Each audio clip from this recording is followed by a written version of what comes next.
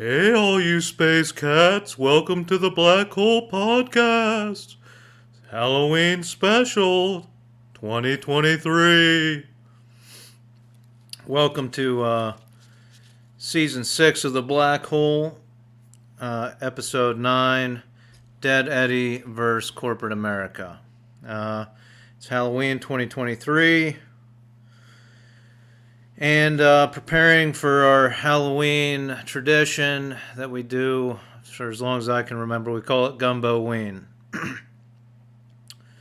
So we make some pretty traditional gumbo, and New Orleans, Louisiana dish, Cajun dish, and then I hand out candy on the front porch. Last year, I believe, my spouse did get a left-handed gumbo spoon or roux spoon. We do take turns making the roux, stirring the roux, but we have you haven't had real gumbo until you've had it with a left-handed roux spoon. I got to tell you. But so I did this last year for the Halloween. If you want to call and let me know what your Halloween tradition is, one of your favorite Halloween traditions, because this is my favorite holiday of the year, and my spouse as well. Call the spook phone, 412-440-3450. Leave a message. I check those messages at least once a week, usually, sometimes a couple times a week.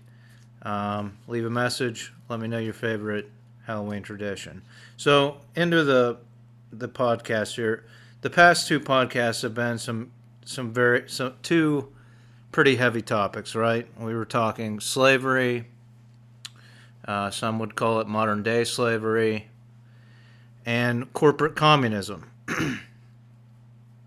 So it's simple. I'll just kind of recap them and go revalidate some of the points that I made, but and I kind of half-heartedly said that when I was talking about 2 episodes ago, when I was talking about modern day slavery, I said it should be a shorter episode, and this is because I realized, and this is why I cut my podcast down to around 15 minutes instead of a half hour, that when you're trying to convince somebody, hey, this is a really interesting episode of a podcast or whatever, if you can say it's 12 minutes and 26 seconds of your life rather than 17 minutes or 30 minutes, it's easier to convince people to actually listen to it. So that's all I meant by that. But look, if you can't live entirely on your own in the United States, modern industrialized nation, if you can't live entirely on your own, and I'm talking your rent, your groceries, your clothes, your transport, everything society needs says you must have in order to function within it. If you can't attain those things on one income, on your own income, then you are a slave. I mean, you're essentially... Again, my point was slaves were given room and board. They were given food, clothing, and some essentials, right? So,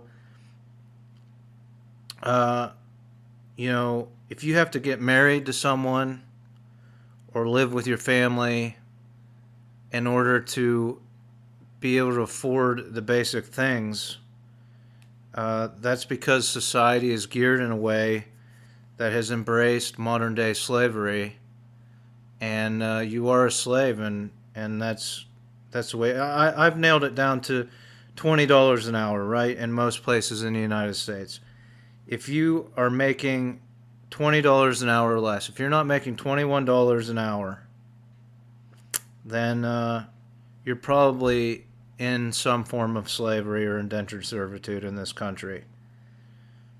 And these corporate communists the point I made the last episode, they have the best psychologists, the best marketing professionals, the best promoters, right? And and they point out how bad it is in other places, and they, have all kinds of tactics and strategies to convince you that you're not a slave, that this isn't slavery. They engineer and promote war in other places, so that they can point and say, look how safe it is here comparatively. This is better. This is a better society. This is a better system. Right? They have ice cream and candy. They give us ice cream and candy and caffeine and prescriptions and alcohol and entertainment. But don't let them fool you. The corporate communists control everything, especially information. But I was very specific in what I said the building block, the cornerstone, the base for a free market economy is. It's the free exchange of ideas. It's not necessarily the free exchange of information. It's the free exchange of ideas. And you can't have a free market without that base set up. And we should have the best system of that in the world in place by now, by the year 2023. But instead, it's just an illusion. There's an illusion of a free internet where free exchange of ideas and information occur, and it's an illusion. You think you post something public, right? You get that little heart thump because you're about to click post to something public that anybody can see in the whole world. But really, there's an algorithm that shows 10 people, usually your friends, right? And that's all that ever sees it. And social media does this. They have these algorithms, and they have algorithms right now, it's in the news, that make it highly addictive for young people to stay on, to get addicted to this technology. And I think social media is flawed because we rely on people sharing, right? We rely on people sharing the posts for them to go viral or for them to get out to more and more people. And this is it's a system that, it's people putting their reputation out there. Hey, I agree with this post. I'm going to put my reputation out there and share it so that other people can see it. And it's, we have a secret ballot in the United States. And,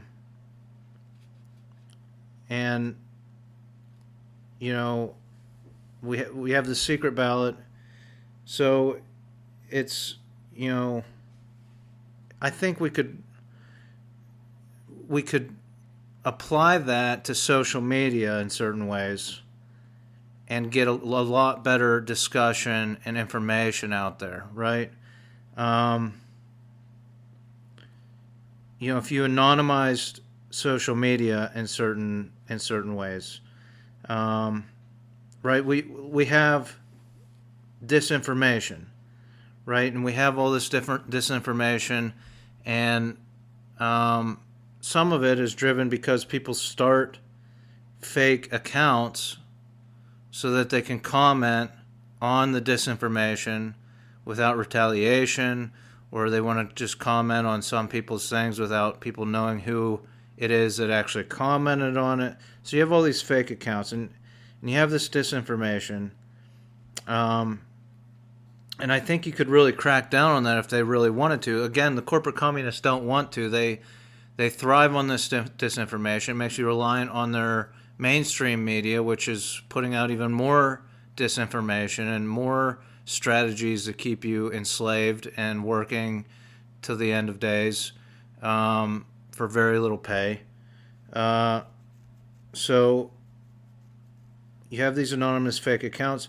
First of all, social media, you could have a social media platform or more platforms that verify with a state-issued ID. You verify your state-issued ID number or whatever, picture of it, and that's you only get one account for your ID. But you allow for anonymous posting, right?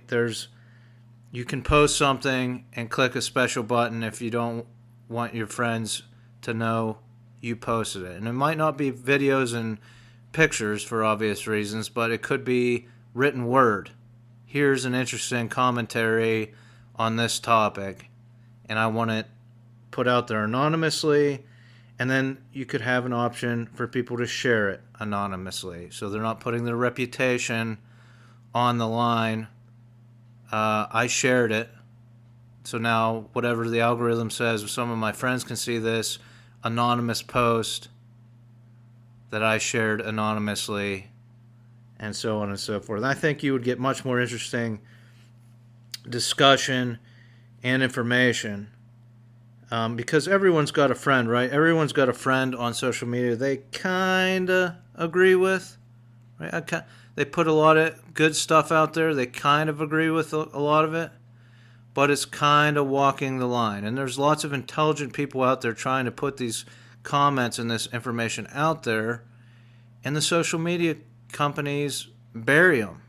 And there's a lot of good ideas I have as how we could have a platform that was very responsible about disinformation and red flagging certain words and things like that to trigger law enforcement to be able to intervene in certain situations. But again, they make money with little risk and little responsibility to the public, these social media companies.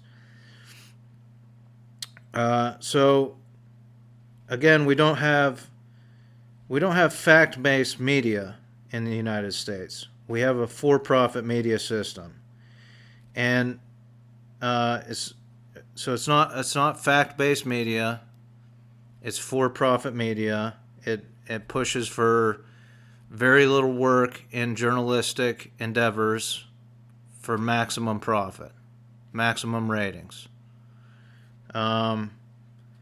which leads to very interesting conspiracy theories and viewpoints and disinformation strategies. But the internet is modeled in the same way, right? It's a for-profit endeavor instead of the free exchange of ideas, and that's why this is corporate communism. Like, let me put it this way. If I said I live in a country where an elite group owns all the businesses and they share ownership of each other's businesses, wouldn't you call that a form of communism? They even call the ownership parcel a share. They're all sharing each other's businesses. It's this elite group, this elite class, this communist party that shares all each other's businesses. Now, there are very few standalone businesses because of, you guessed it, corporate law. It's hard for someone, a free market entrepreneur like myself, to have a standalone business or a family business because corporate law was written so that these corporations can consume my business as soon as it becomes maximum profitability. And I would only seek a reasonable and fair profit. But once they buy you up and take you public, then you're at the cutthroat policies of the corporate communists. And then, so we have very few standalone businesses. There's this class, this group, this party, this communist party that owns all the businesses, and they share each other's businesses. And then they convince the government to make it so that the poor and the middle class are incentivized to put their entire retirement into the communist share market, right? This communist share market. That's what it is. It's a communist share market. Even though a few elite corporate communists manage and control all of the entities in the corporate share market. It's communism. They just use different terms than China and Russia. And that's why Well, look, here's my terminology. We live in a former free market nation, the United States of America, a former free market nation with a strong two-tiered communist party.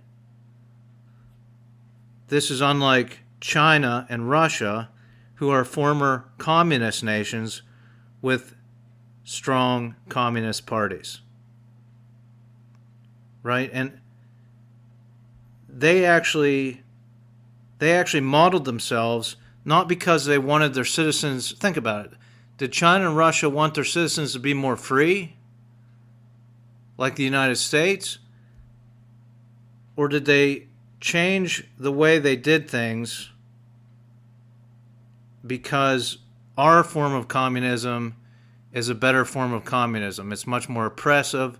It's much more complex, confusing, so that nobody can point a finger and say, you people are communists and we're slaves. Right? Because there's too many different angles and promotions and all this stuff. So, I'm not afraid to call it what it is. And the corporate communists, they own and pay for our federal government. And frankly, this government is unconstitutional. We haven't had a free market nation since the 70s. It's a former free market nation with a strong two-tiered communist party. That's the United States. Now, I have a strategy to clean up the government. I have strategies to start companies that can challenge the corporate communists as well. Or I would just straight up challenge them to what I propose in my peace treaty, to a duel. But I'm not empowered to do that. I do have a strategy to clean up the government. It goes state by state. It does require a significant budget, but I believe it could be effective. It won't be effective immediately. It'll take a couple years, but I think within a few years we would see significant progress in the cleaning up of both state and federal governments. I have a strategy. If you'd like to hear that strategy, give me a call. I'm only a phone call away. Leave me a message. Again, I don't check those messages too frequently. If you want to get a hold of me more immediately, email me. You can email me through my websites that I've plugged on this show. I'm going a little long on this one. But did you write the number down? I'll give it to you one more time. 412-440-3450. Don't be afraid to call them communists. And at least don't be afraid to call yourself an indentured servant, especially if you have student loans.